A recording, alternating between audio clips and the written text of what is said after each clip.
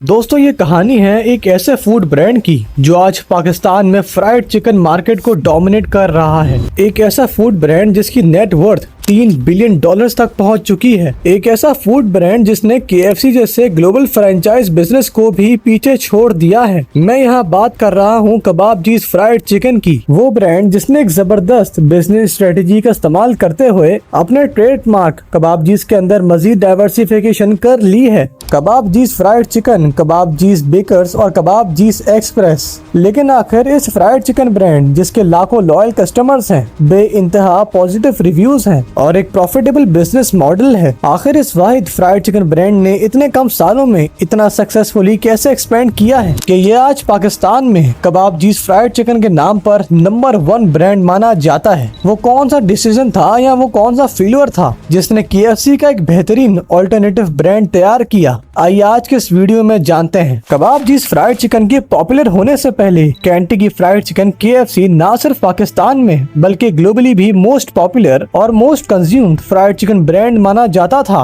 KFC के लाखों की तादाद में कस्टमर्स KFC की चिकन की क्वालिटी और कस्टमर सर्विस से बेहद खुश थे। KFC फ्राइड चिकन मार्केट में एक एस्टेब्लिश्ड और लीडिंग ब्रांड बन चुका था। रिपोर्ट्स के मुताबिक साल 2023 में KFC की 28 ब्रांचेस पाकिस्तान में ऑपरेट हो रही थी और KFC का एनुअल रेवेन्यू 400 मिलियन तक पहुंच गया था। KFC पाकिस्तान की GDP को भी बढ़ाने में एक अहम रोल अदा कर रहा था। जैसे KFC से जनरेट हुआ 390+ मिलियन का रेवेन्यू पाकिस्तान की GDP में काउंट होता रहा। पाकिस्तान में ऐसे लाखों कस्टमर्स थे जो KFC को इंटेंशनली और कई कस्टमर्स कोई और अल्टरनेटिव ब्रांड ना होने की वजह से अनइंटेंशनली भी कंज्यूम करते रहे। लेकिन साल 2023 के आखिर में कुछ ऐसा हुआ जिसने ना सिर्फ KFC बल्कि तमाम इंटरनेशनल प्रोडक्ट्स और कंपनीज जिनमें यूनिलीवर के प्रोडक्ट्स भी शामिल थे, इन सब इम्पोर्टेड प्रोडक्ट्स और फूड ब्रांड्स के तख्ते बदलने वाले थे। साल 2023 के आखिर में इजराइल और पैलेस्टाइन के दरमियान पॉलिटिकल और मिलिट्री टेंशंस बढ़ने लगी, क्रॉस बॉर्डर अटैक्स होने लगे और ह्यूमन लाइफ्स इन डेंजर होने लगी। और इसी वजह से दुनिया भर की मुस्लिम कंट्रीज में लाखों की तादाद में इजराइल के अगेंस्ट प्रोटेस्ट देखे जाने लगे। इन प्रोटेस्ट का सिर्फ एक ही मकसद था कि उन सारे प्रोडक्ट्स का बायकॉट करना जिनमें इजराइल का डायरेक्टली या फिर इनडायरेक्टली हाथ है। ये प्रोटेस्ट पाकिस्तान में भी मैसिवली एक्सपीरियंस किया गया था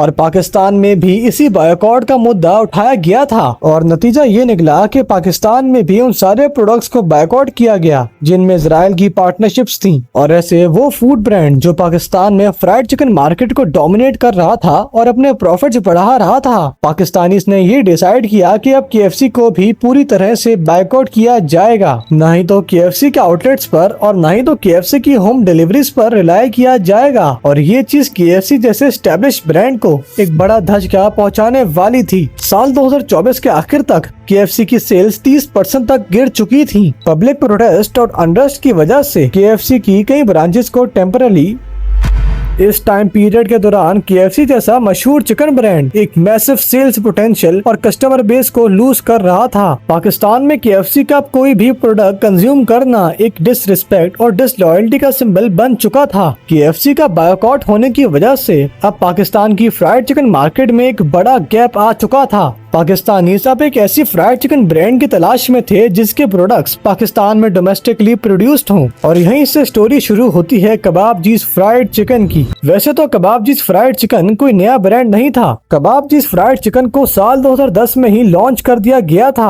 कबाबजीज को हारिस इमरान ट्रेडर्स के मालिक मोहम्मद इमरान शेख ने फाउंड किया था। मोहम्मद इमरान शेख की भी कहानी काफी कमाल है। इन्होंने अपने प्रोफेशनल कैरियर की शुरुआत एक कार शोरूम में एज एम्प्लॉय के तौर पर की थी, लेकिन इमरान को लाइफ में कुछ बड़ा करना था जिसके लिए वो काफी कमिटेड रहे। इमरान शेख ने वक्त के साथ साथ अपनी पर्सनल सेविंग्स और एक्सटर्नल फाइनेंसेस अरेंज करके एक बड़ा रिस्क एक वेंचर के तौर पर लिया। वो रिस्क था कबाबजीज के बिजनेस मॉडल को फंड करना। इमरान शेख को ये पता था कि अगर इनका ये फूड ब्रांड फेल होता है तो इनके सारे पैसे डूब जाएंगे और इनके पर्सनल एसेट्स भी अब रिस्क पर होंगे। लेकिन इमरान शेख की लीडरशिप काफी कमाल की रही। साल 2016 तक ये अपनी कंपनी में 3200 वर्कर्स एम्प्लॉय कर चुके थे और वक्त के साथ साथ इनका फ्राइड चिकन ब्रांड भी ग्रो होता रहा। इमरान शेख अपनी बिजनेस की सक्सेस को देखकर काफी खुश तो थे, लेकिन अभी भी इनका मिशन पूरा नहीं हो रहा था। इनका मिशन ये था कि ये कैसे कबाबजीज को एक इंटरनेशनल ब्रांड बना सकते हैं, क्योंकि साल 2016 तक कबाबजीज की सिर्फ 5 ही लोकल ब्रांचेस थी और वो भी सिर्फ कराची में। इस वक्त तक कबाबजीज के 3000 कस्टमर्स बन चुके थे,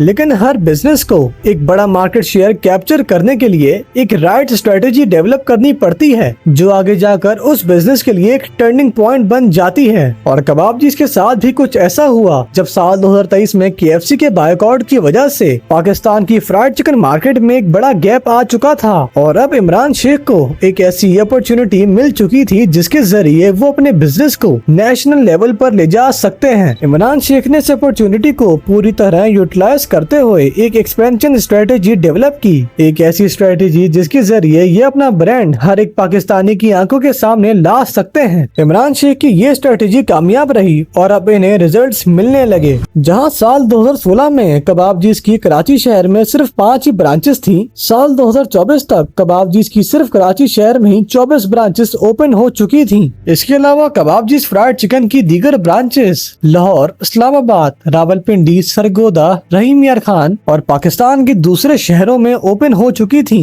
इमरान शेख की एक और बिजनेस स्ट्रेटेजी जिसने कबाबजीज फ्राइड चिकन को मजीद सक्सेसफुल ब्रांड बनाया वो थी डाइवर्सिफिकेशन। इमरान शेख ने कबाबजीज के ट्रेडमार्क के अंदर ही कबाबजीज फ्राइड चिकन के अलावा कबाबजीज बेकर्स, कबाबजीज पिज्जा और कबाबजीज के अपने बैंक्वेट्स को भी ओपन किया। इमरान शेख की ये स्ट्रेटेजी भी कामयाब रही। कबाबजीज अब ऑल ओवर पाकिस्तान में एक सक्सेसफुल ब्रांड बन चुका था। कबाबजीज की अब ब्रांड प्रेजेंस और रिकॉग्नाइजेशन भी बन चुकी थी। आज कबाबजीज के पाकिस्तान में हजारों में नहीं बल्कि लाखों की तादाद में कस्टमर्स बन चुके हैं। कबाबजीज पाकिस्तान का एक ऐसा मशहूर फूड ब्रांड बन चुका है कि ये अपनी खुद की वाटर बॉटल्स, चिप्स और कोल्ड ड्रिंक्स तक लॉन्च कर चुका है। कबाबजीज फ्राइड चिकन पाकिस्तान का एक डोमेस्टिक ब्रांड होने की वजह से पाकिस्तान का ग्रॉस डोमेस्टिक प्रोडक्ट में भी काफी बड़ी कंट्रीब्यूशन कर रहा है। जहां कबाबजीज एक वक्त तक 3000 लोगों के लिए एम्प्लॉयमेंट क्रिएट कर रहा था, आज ये नंबर 5000 तक पहुंच चुका है। इमरान शेख की लीडरशिप और मार्केट गैप को फुलफिल करने की राइट स्ट्रेटेजी कबाबजीज फ्राइड चिकन का सबक बना है। एक तरह से KFC